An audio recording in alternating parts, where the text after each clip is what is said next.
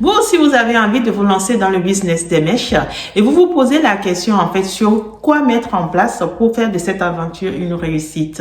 Les statistiques ont montré que plusieurs acteurs rentrent sur le marché tous les ans, mais seulement 30% y restent. Il y a bien une raison à cela. Alors, je viens dans cette vidéo aujourd'hui en fait te donner quelques éléments essentiels à considérer si tu veux te lancer dans ce business et surtout y rester. Stay tuned.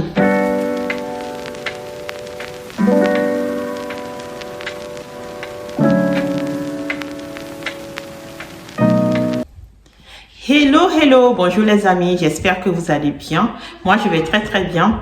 Pour les personnes nouvelles sur cette chaîne, mon nom est Boustessi, je suis entrepreneuse e-commerce, employée dans les achats en milieu industriel et investisseur en immobilier. Alors, sur cette chaîne, je viens vous parler de business en Inde. C'est un pays que j'adore, où il y a énormément d'opportunités. Alors, je viens ici et là vous donner des idées, des astuces de business en Inde pour vous permettre de bien vous y préparer avant de vous lancer. Et puis, je viens aussi sur cette chaîne vous parler des mèches parce que moi-même, je suis dans le business des mèches avec l'Inde. Donc, je viens vous donner des astuces pour bien choisir vos mèches ou encore des éléments à prendre en compte si vous souhaitez vous lancer sur ce business. Si vous n'êtes pas encore abonné à cette chaîne, je vous invite à le faire et surtout à cliquer sur la cloche de notification pour ne rien manquer de mes prochaines vidéos. Alors, je reviens vers vous aujourd'hui dans cette vidéo pour vous parler du business des mèches. Vous êtes désireux ou désireuse de vous lancer dans ce business, mais vous vous posez plein de questions sur comment faire pour pouvoir y rentrer, mais aussi, surtout, y rester. Nous sommes nombreuses à nous lancer, en fait, tous les ans dans ce business. Les statistiques ont montré que très peu de gens y restent. Je discutais, en fait, lors de mon dernier voyage en Inde, il y a de cela 15 jours, avec un de mes fournisseurs. Et en fait, le chiffre a été clair. Sur 100% de personnes qui rentrent dans ce business tous les ans, seulement 20 à 30% y restent. Pourquoi? Il y a bien des raisons à cela. Alors, je viens dans cette vidéo aujourd'hui vous donner 3 éléments essentiels à considérer quand vous avez envie de vous lancer dans ce business parce que beaucoup de gens se trompent sur ce business. C'est pourquoi ils se plantent. Le premier élément que je vais vous donner aujourd'hui, c'est de bien connaître votre cible. Quand vous voulez vous lancer dans le business des mèches, n'allez pas seulement dire, en fait, j'ai vu ma copine Pauline, Emma, Jeannette acheter des mèches sur Alibaba et puis je vais faire pareil, je vais acheter moi aussi des mèches sur Alibaba et revendre.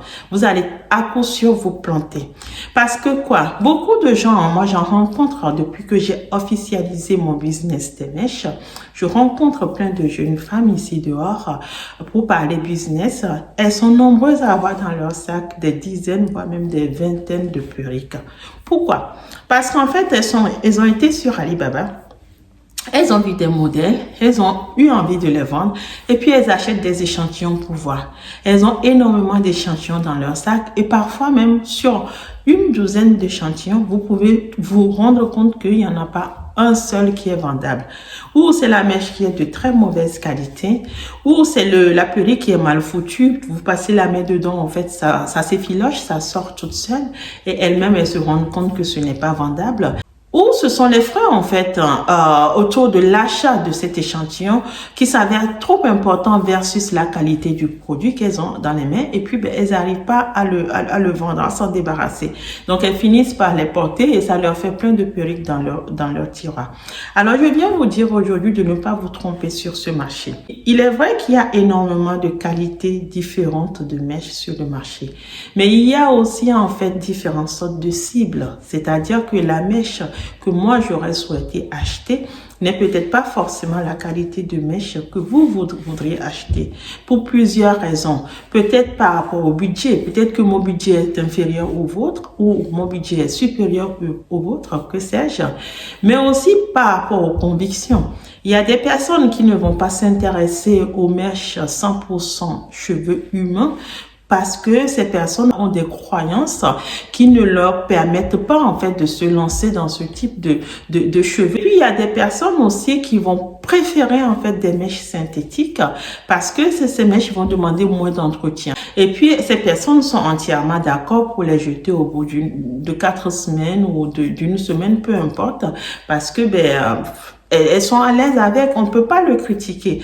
En fait, on se doit de connaître le marché, de bien identifier notre cible à nous C'est-à-dire la personne à qui nous, on souhaite vendre notre mèche, de par notre conviction aussi, parce que moi, par exemple, je ne veux vendre autre chose que des cheveux indiens, parce que je me dis, au jour d'aujourd'hui, je ne veux porter que des cheveux indiens parce que j'adore la qualité, parce que les cheveux indiens ont un rendu qui me plaît, et en fait, parce que les cheveux indiens, en fait, quand je sors, j'ai l'impression d'avoir les mêmes cheveux que mes copines, mes collègues ou autres.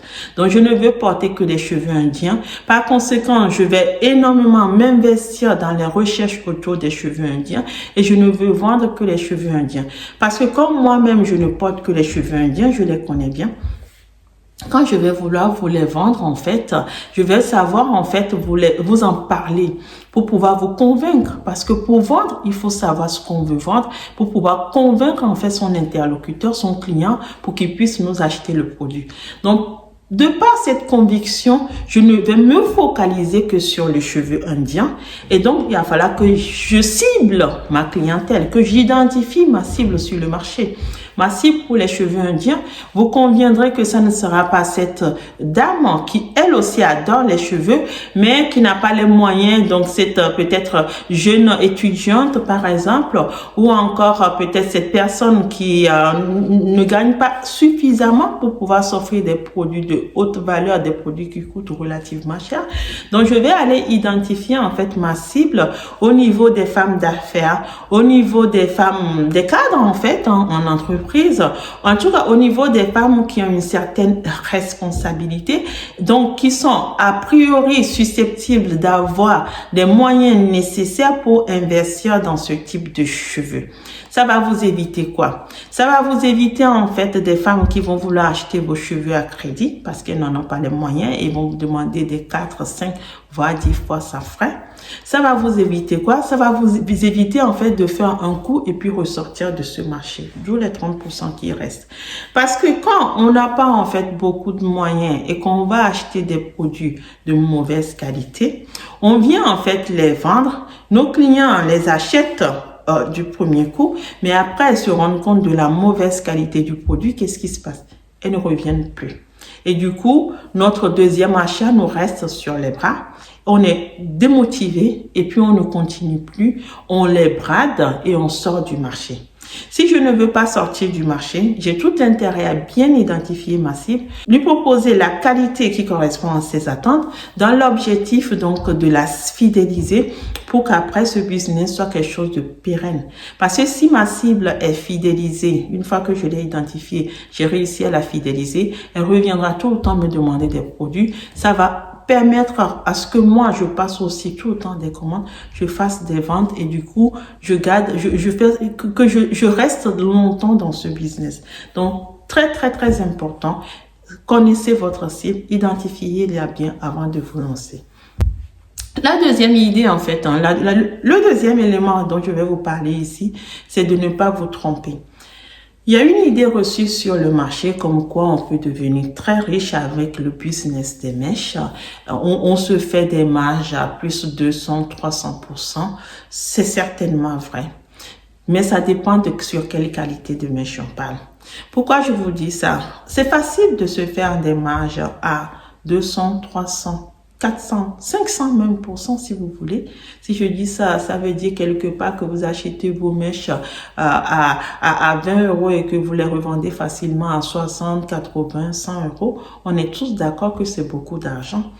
C'est facile de se faire ce type de marge quand on vient faire un coup pour ressortir. Pourquoi je vous dis ça? Quand vous avez des produits de qualité tels que cnoe.com vous le propose et que vous achetez donc ces produits à un certain prix, on les achète en dollars à un niveau de prix relativement élevé. Vous venez après, vous mettez votre marge à 200-300%. Admettons que par exemple, vous achetez, ce sont les ordres de prix, vous achetez votre mèche 18 pouces ou 20 pouces, 100% cheveux indiens vierges autour de $100. Parce que c'est souvent ça les prix, autour de $100. Et puis vous vous dites, tiens, moi je veux les revendre, je veux me faire une fortune dans ce domaine. Et puis vous venez sur le marché, vous voulez le revendre à $300. Vous allez peut-être avoir des gens qui vont vous l'acheter, mais ils vont l'acheter, ils l'achèteront qu'une fois. Parce que quoi?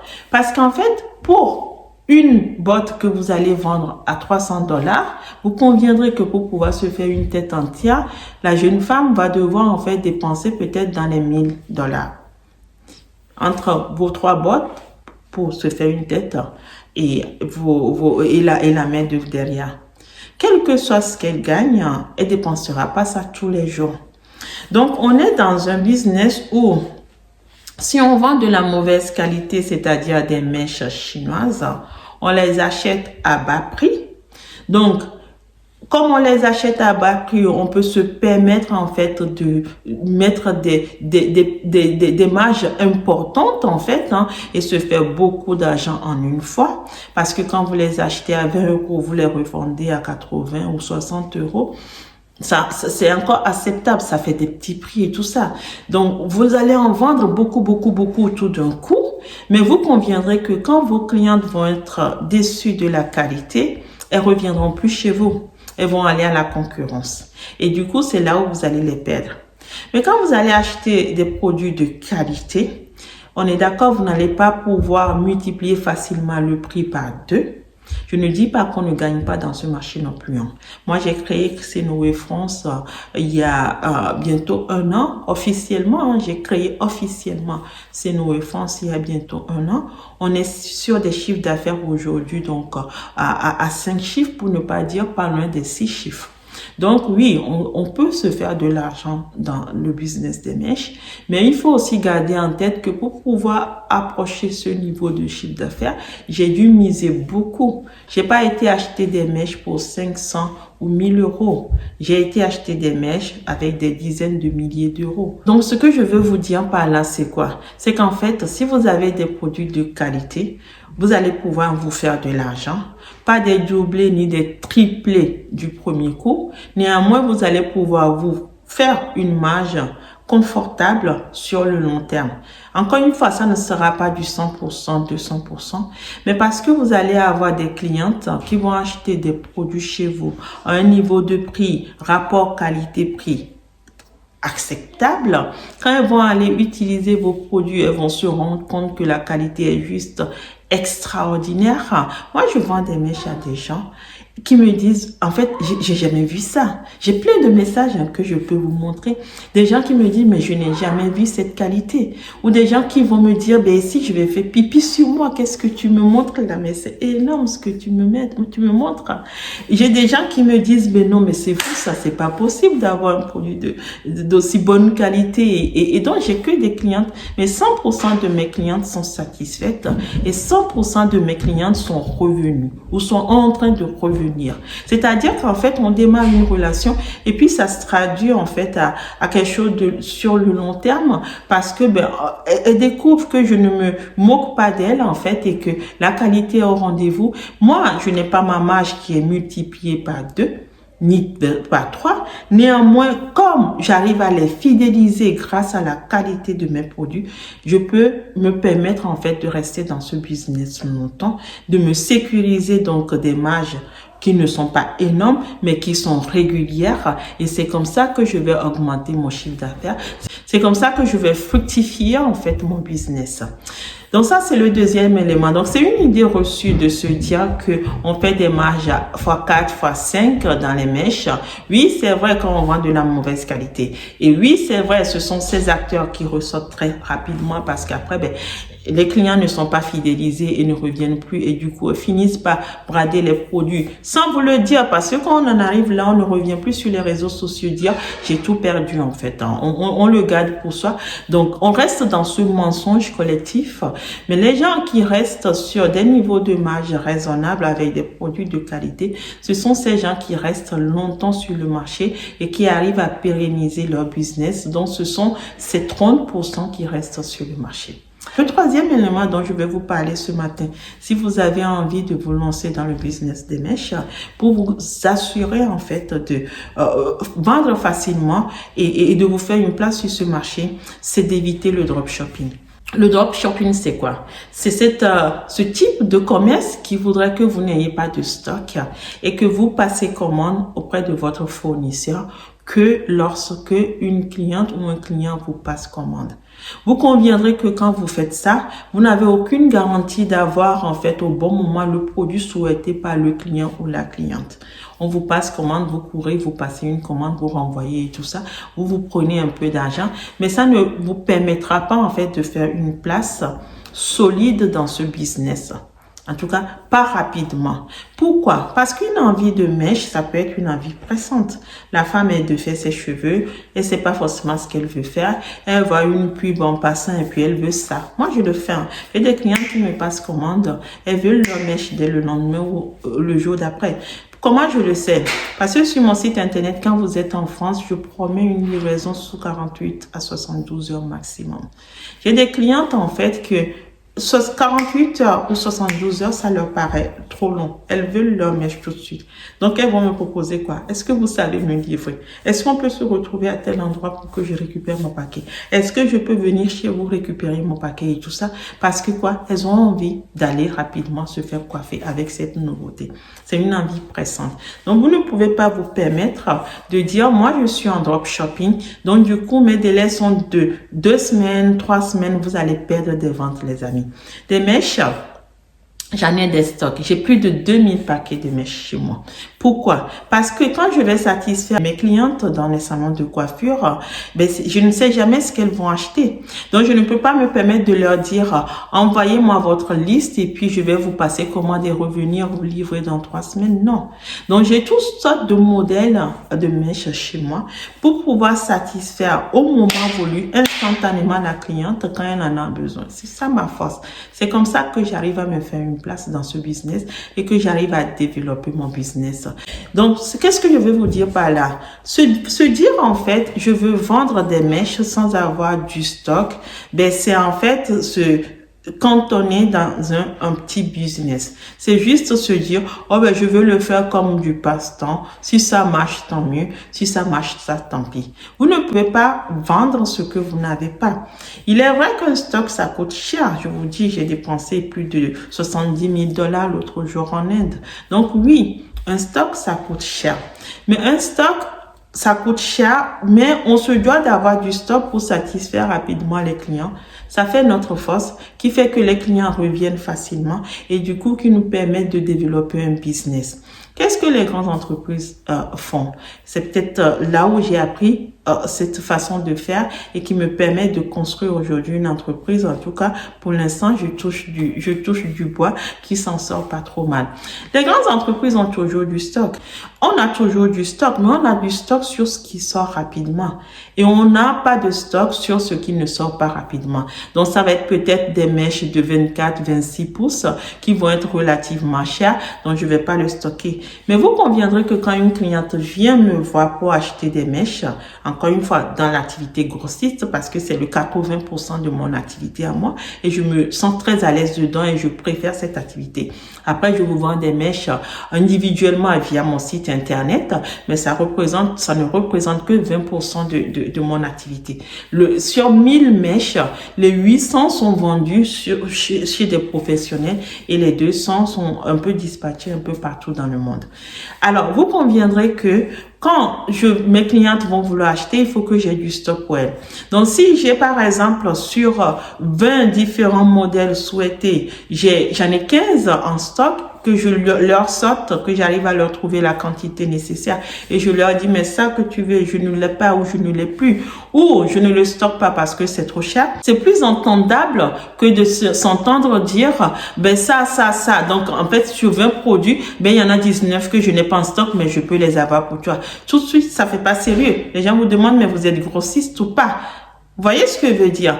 Est-ce que vous faites le business ou pas? Vous le faites et vous n'avez pas le produit. Et là, vous perdez des ventes. Vous avez des clientes qui s'agacent et qui ne reviendront plus.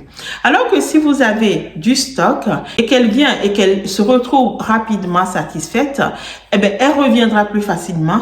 Et non seulement elle reviendra vous voir, mais aussi quand elle sortira dehors et que les gens vont découvrir ce qu'elle a sur la tête et qu'on va lui dire, mais c'est très joli, tu l'as acheté où? Elle donnera facilement votre adresse. Elle dira, ben, telle personne ou tel site internet parce que vous avez eu du stock, vous l'avez satisfaite. Mais si vous l'avez satisfaite au bout de 3-4 semaines, elle va raconter sa mauvaise expérience avec vous et puis elle reviendra plus. Et donc, ça va vous faire perdre en fait en crédibilité face à vos clientes et du coup vous démotiver dans ce business et vous inciter en fait et vous pousser dehors, d'où les 70% qui sortent. Moi je trouve dommage d'avoir une ambition, d'avoir envie de développer quelque chose et puis de se refuser de se donner les moyens de le faire. Voilà ce que je voulais vous dire aujourd'hui, les amis. Ce marché reste prometteur. Vous pouvez vous faire beaucoup d'argent sur ce marché. Pas des marges à 200-300%, mais vous allez pouvoir vous faire de l'argent sur des produits de bonne qualité. Ce marché ne veut pas que de la mauvaise qualité. Vous avez une clientèle pour les cheveux indiens vierges, des gens qui veulent porter des produits de qualité, une clientèle qui est facilement en fait fidélisable, qui reviendra tout le temps, une clientèle qui a les moyens, qui va vous payer cash votre argent et non vous demander des paiements fractionnés sur 5, 6, 10 fois. Et puis une clientèle en fait qui va pouvoir recommander facilement vos produits si vous avez du stock et que vous avez une certaine réactivité dans le service de livraison proposé. Si vous avez des questions, si vous avez des expériences, vous avez des choses à partager par rapport à tout ce que je viens de dire, n'hésitez surtout pas à me laisser ça dans les commentaires. Je reste disponible. Bonne journée. Au revoir.